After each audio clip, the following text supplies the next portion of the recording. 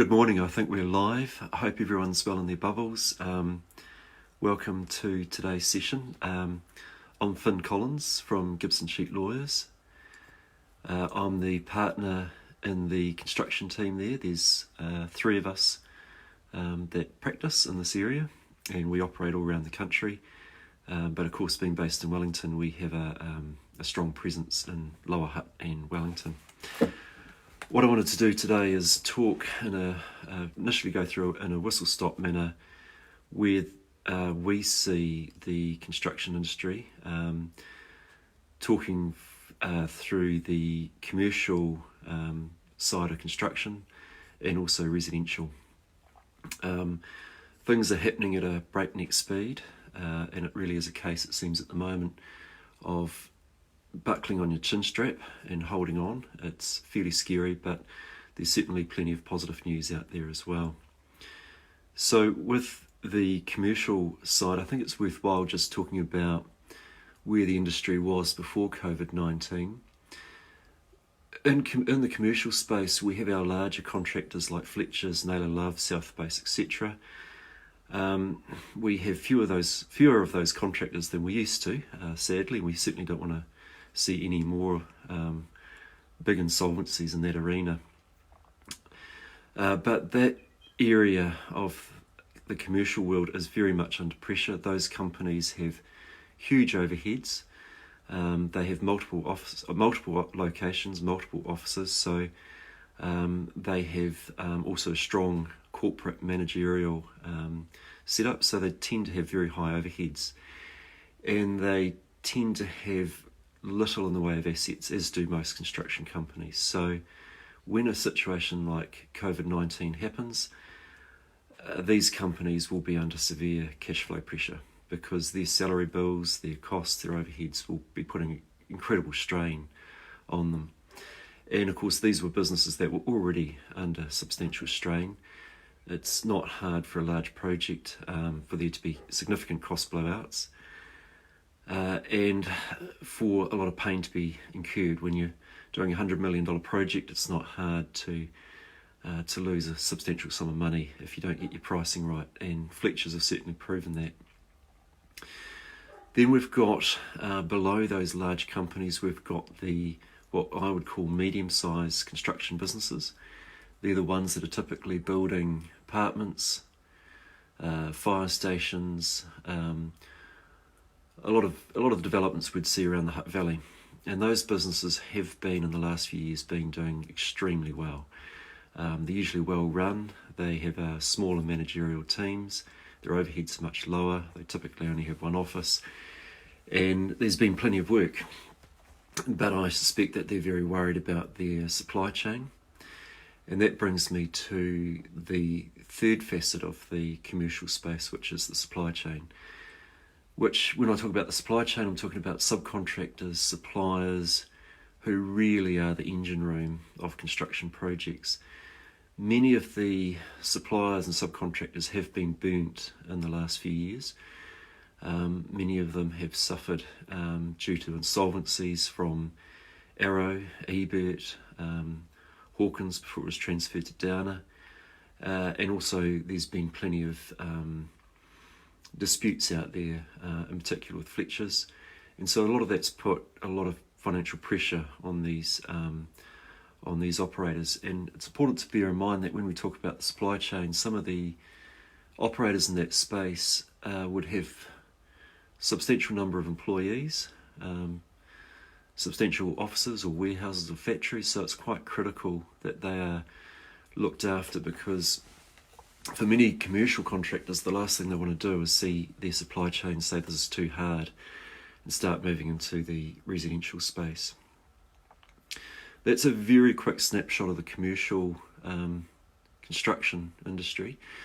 What seems to be happening at the moment is that there is a lot of pressure from the larger operators, Naylor Love, Fletcher's, etc., and expressing concern to the government about their situation and their plight.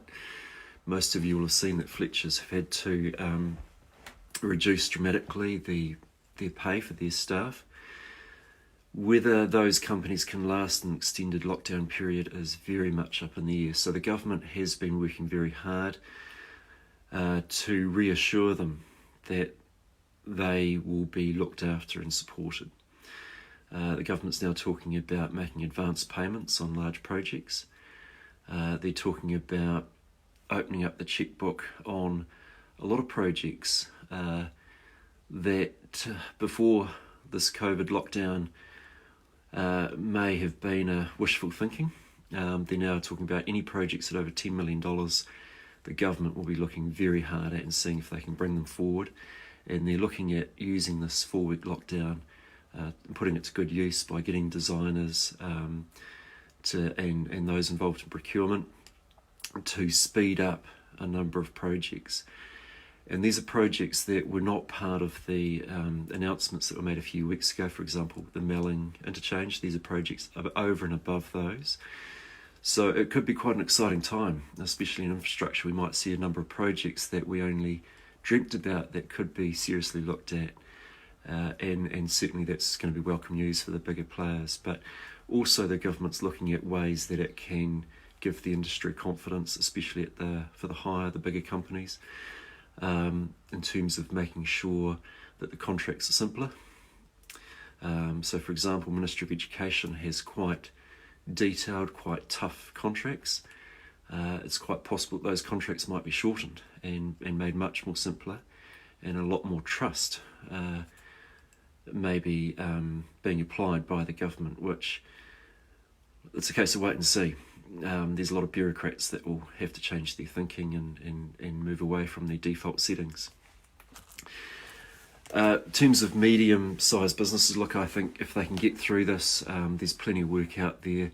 I'm sure that certain projects will tip over and fall over in terms of developers and landlords not being in a financial position due to the lockdown of being able to proceed.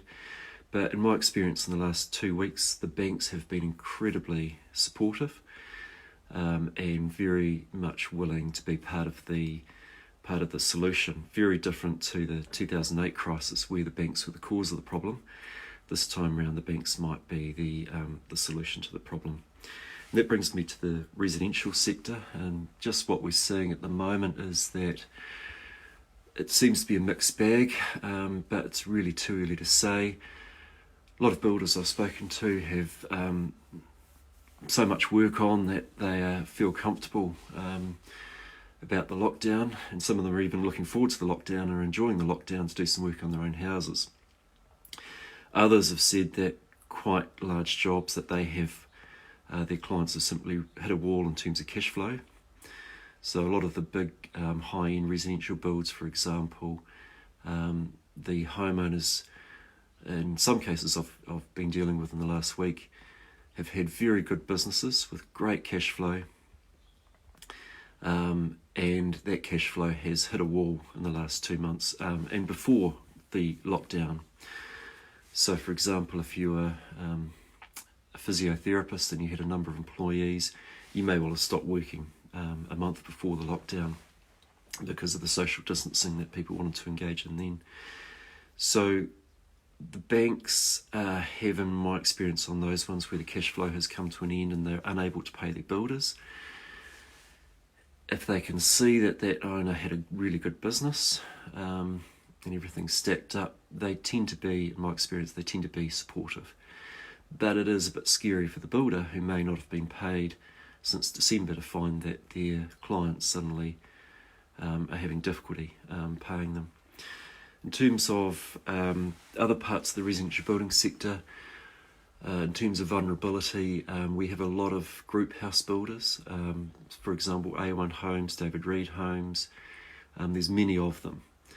And they are typically operated through franchises. And we'll have a number of local franchises here in the Hutt Valley, for example. I can imagine things will be difficult for them at the moment. Quite often in their contracts they have milestone payments, which can be terrible for cash flow if a situation like this happens, because you are not entitled to be paid until a particular milestone has been satisfied. So, for example, if a milestone is for a payment to be made on the framing up and the roof on, and at the time of the lockdown you'd just got your framing up but not the roof, then you would not be entitled to be paid. And that means they're carrying the cost of that work through until they can get back on site and start work again. And for franchise owners, typically they've got quite high overheads. They have, for many of them, they have showrooms, they have management staff, they have the cost of materials. So I imagine they'd find it quite difficult. But again, I would hope, I haven't heard anything in this respect, but I would hope that their funders are giving them the support that they need. But certainly with respect to their contracts, I'd hope that many of them look at those after this and say, perhaps we need to move to a percentage complete basis rather than milestone payments, because that's much easier on cash flow, and that's what you'd typically see in the commercial area where payments are made on a percentage complete basis. For many of the smaller builders, they often have, they've got say 4 or 5 workers. They're typically on a contractor basis, so they're not employees. So it's a little bit easier for them to manage that. And they typically would be charging on a percentage complete basis or another type of charging which is easier on their cash flow. So I would say they should be getting through this. As to what the pipeline of work is following the lockdown, because of course the government is not necessarily pumping in the sort of money it will be pumping into infrastructure, who knows. But look, I think, as I said at the start, the banks are being very supportive so far, and I think they'll be part of the solution rather than being the problem as they were in 2008. So there's a lot of unknowns out there, a lot of uncertainty, but I certainly think there's a lot to be looking forward to and a lot to be positive about. And if we get through this, it's going to be a tough 12 months following it, but we will eventually get there. There's certainly no shortage, and there was no shortage of work before this lockdown. Migration or slowing of migration may ease some of the pressure. That's not necessarily a bad thing. So that's very much a whistle-stop summary of where we are in the industry at the moment. Some of the disputes that are coming out at the moment relate to suspension, mainly on commercial sites, because there's a cost to disestablish from site and then to re-establish, and we'll certainly see costs like that coming through on Transmission Gully. And there's also a cost of having a site suspended, for example, scaffolding, temporary works, insurance, on-site facilities. So someone is going to have to wear that cost. And my advice to contractors at the moment and to employers is, look, everyone is hurting. Certainly flag that you have these costs, but don't be throwing in the kitchen sink. Don't be writing letters on your lawyer's letterhead. Talk to your clients, keep that communication line open, and everyone is sadly probably going to have to share a bit of pain here. We all want to get these projects finished, and keep the lawyers in the back for the moment. Keep your contract on the desk, but don't throw it around too heavily, because none of these contracts that are out there, typically New Zealand, most contracts are standard form contracts that are being drafted by the industry or industry members. So they don't, they haven't really necessarily dealt with the full implications of a government lockdown. And I've got one question come through, which is, in your opinion, would turnkey build projects be relatively safer than payment builds, and can you foresee any complications from the bank regarding lending towards the building client in terms of contracts crashing? So just in respect to complications from the bank in terms of contracts crashing,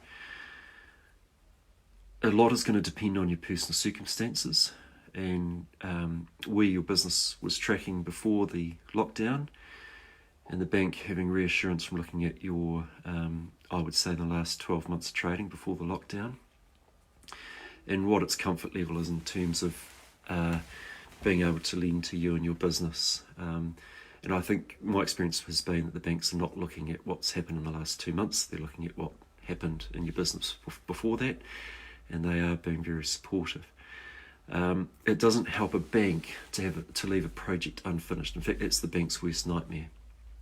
So, in my experience, and I've had plenty of stress builds well before the lockdown, if the banks can help to get a house finished, they will, because they know that their asset that they have mortgage over will be worth more, easy to sell.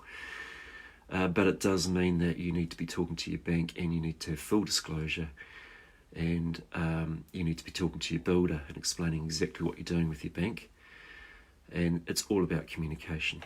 In respect to the first part of that question, would turnkey build contracts be relatively safer than progress payment builds? Yes, and I assume by that question you mean that the builder will only get paid once the house is finished. As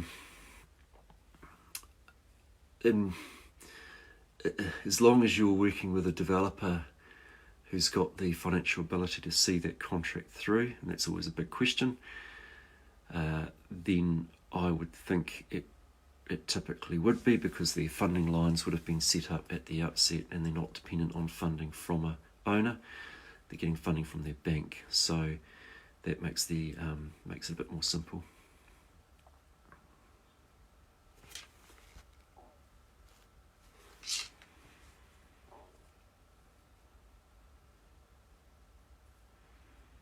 No further questions there yet, but feel free to fire them through.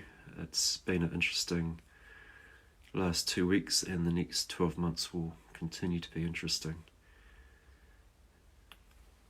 Now I've got another question. What remedies for sole ops, I think that's sole operators, and small contractors, turnkey residential space, have been told by a developer that... Hold on, this is quite a long question. Have been told by a developer that there is a unilateral freeze on paying invoices. That sounds like nonsense. And directed to government wage subsidies when those subsidies don't apply for the materials and wages paid for what work completed prior to lockdown. These folk are concerned that complaining may mean work is not put their way in future, but cash flow may kill them off. That's a really interesting question. I've certainly heard some comments out there which are patently incorrect, and if a developer's saying that there's a unilateral freeze on paying invoices, then that's completely wrong, and it's not the first time that someone has mentioned that to me. No, any contractual obligation to pay has not been frozen or suspended. They're absolutely liable to be paying invoices as they fall due. Nothing has changed in that respect. So I would certainly be jumping on that person and saying, look, that's utterly incorrect. But in another situation, I've been told that the Construction Contracts Act timeframes for disputing a payment or for making a payment have been suspended. That's not correct either. As far as payment goes, the world keeps turning. People are still expected to pay by their due dates for payment. Good question. And any other questions, feel free to send them through.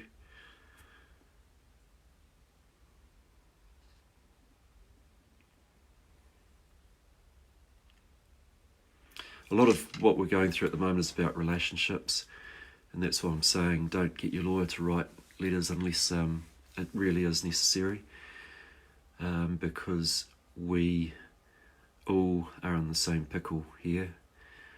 All of our businesses are seeing a big black hole for this month, and possibly for the month before that. We're all suffering, and partly that's partly reassuring, because it makes those discussions easy to have. No one needs to feel embarrassed when we're all in the same pickle.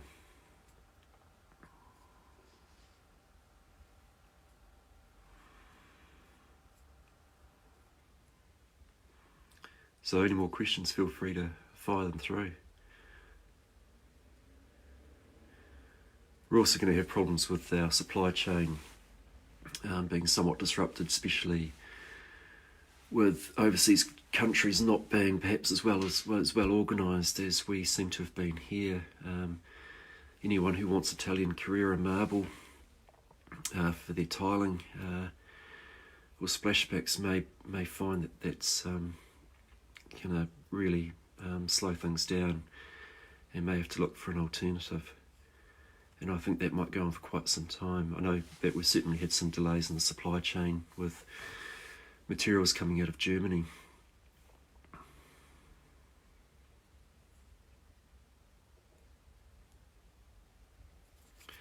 Just waiting to see if any more questions come through.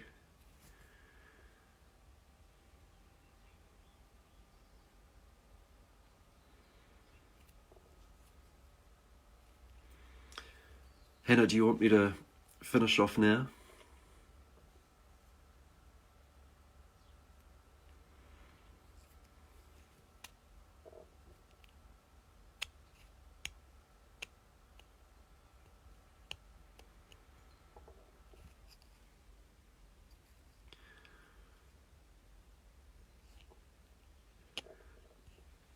Great, thank you. Well, thanks everyone. Hope you enjoyed that and found that useful. Very high level, but as I said at the outset,